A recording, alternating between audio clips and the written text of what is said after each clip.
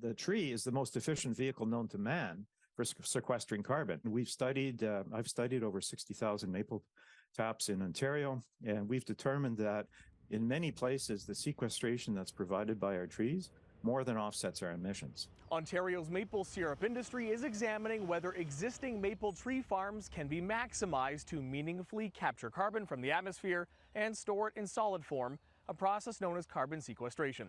Paul Renaud is spearheading that effort and says a big piece of the puzzle is in how producers heat the sap that gets boiled down into the syrup we eat. Often producers will go into their sugar bushes and they'll cut out the non-maples and they'll use it for firewood. He suggests allowing those trees to continue to grow and instead harvesting dead or dying trees to heat the evaporators. We're taking wood that would have emitted anyway because the tree's already dead and decomposing, and we're using it for fuel, right? So we're optimizing the sequestration, in effect, by allowing the trees that can sequester to continue to sequester. But there's another piece. Renaud says by adding reverse osmosis filtration systems, the amount of water needing to be boiled is cut at least by half. And therefore, it's easier to supply your wood need from the dead, diseased, and dying trees in your operation. There are things in land use generally that you can improve. David Sinton is a University of Toronto professor. His scope of research includes energy and carbon management. He agrees there may be something there, and that wood and heat will be at the core. If the forest is mature and just sitting there, then it's not clear that there's going to be a carbon benefit. One way ways there can be a carbon benefit is if the wood is used. We hear a lot about reducing carbon production. We hear things, people are asked to use their car less or never.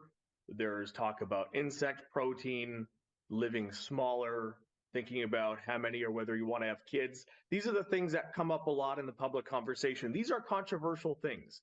Are there ways to tackle issues with climate that don't necessarily involve drastic lifestyle changes? It's a tough question. I think there's lots we can do without drastic lifestyle changes. First thing is the efficiencies, right? Not burning the carbon-based fuels in the first place. Number two, we can think about different ways of operating, land use. Then you start thinking about, can we capture the carbon that is coming off of point sources, right? Major industries. And then direct air capture is next, right? So that's a little harder because the concentration's lower, but getting it right out of the air, many of us view that as really, it's going to be essential going forward.